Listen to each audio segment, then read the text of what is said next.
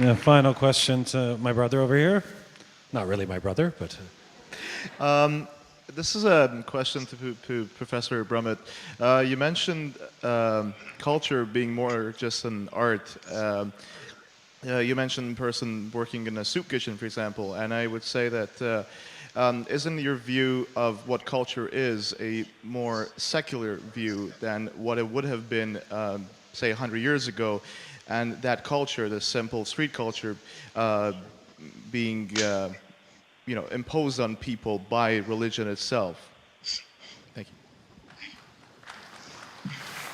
Well, there's no doubt that we're becoming, the world, is becoming more secular.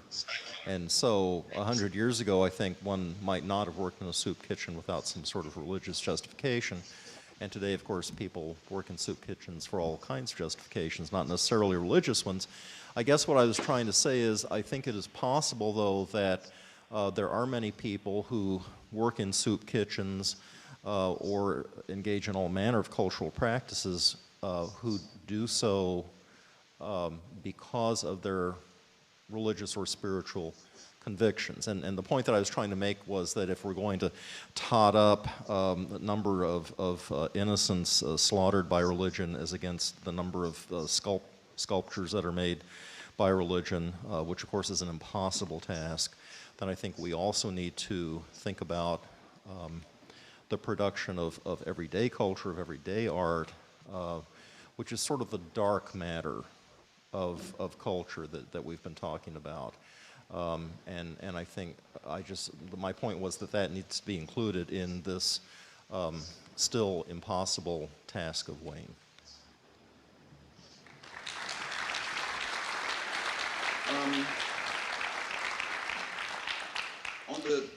did you want to? Kitchen. Go ahead. Well, Go ahead. I don't know if the question was directed to me or not. I do have an answer if it was. I think we can take an answer from you. Yes, go ahead. It's very, very frequently argued against my position. Look at all the good works that religious people do. And I must say, I don't think it even deserves to be called an argument. I mean, isn't it the case, are we incessantly told, and isn't it in fact true, I know it to be true, that Hamas, for example, is the welfare agency for many impoverished Palestinians? As far as I know, that claim isn't completely void. I've seen it happen, in fact, with Hezbollah too in South Lebanon. Let's not deny it. They do try and provide a safety net for people, and of course in return for political support and dragooning, which doesn't alter the fact that Hamas and Hezbollah are totalitarian organizations wedded to violence and to racism. On their websites you can read reproductions, literal straight-out reproductions of the Protocols of the Elders of Zion.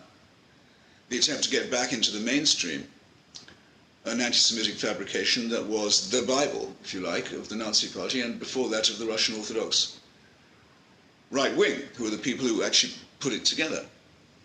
The charity work and the political and religious work seem to me either irrelevant to each other, or the one is supposed to be an excuse for the other, which I think wouldn't wash.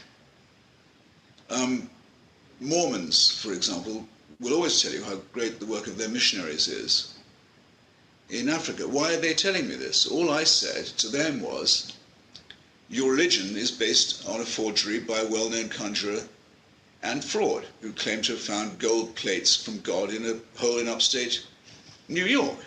People who believe in it are deluded.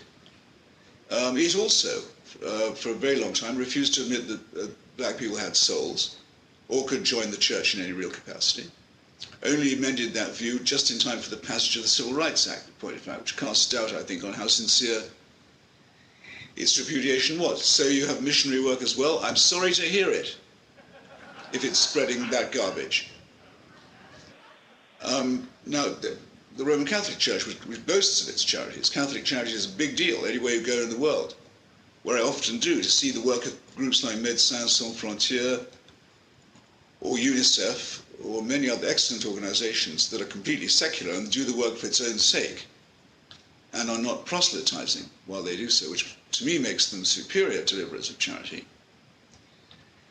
you will find the Catholic churches at work as well. But I would trade every dime they spend for just a couple of small things: that the church would drop its opposition to birth control, which is the real cause of poverty in the world, is the refusal to allow women control over their reproduction. We have a cure for poverty. It's known as the empowerment of women. The Catholic Church stands foursquare against it and leads to untold and incalculable suffering that a lifetime of charitable work won't help them to make up. And then I think I would ask them also to add that one day they'll want to criticize themselves for having said that while AIDS may be very bad, condoms are much worse. I think a positively wicked statement with absolutely appalling consequences for the health and welfare of millions of people. So the more they try and drag up the soup kitchen, the more they're going to regret it.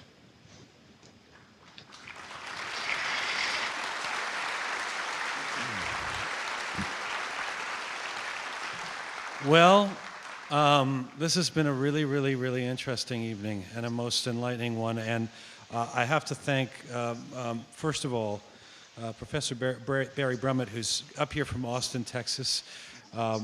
Your presentation was sophisticated, enlightening, much more than a hobby horse. And we thank you very much for being up here with us.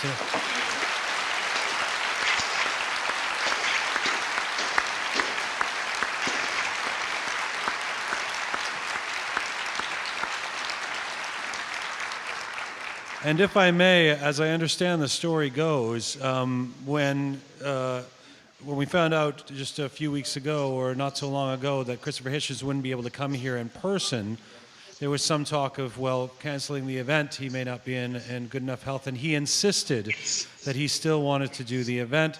And sir, you look great. I mean, and energized, and it is fantastic to have you be part of this. Thank you, Christopher Hitchens.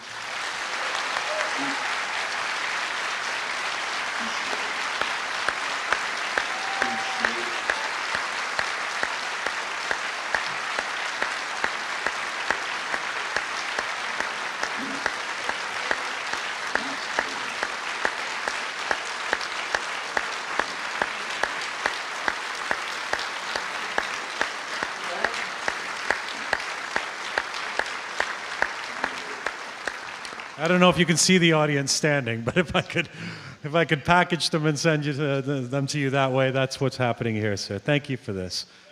Very, very kind of you. I do appreciate it, really. Thanks. Thank you to the University of Waterloo, Shelley, Fraser, all the provost, all the folks who put this together. Congrats to the English department on your 50th anniversary. Thank you all for having me, and good night.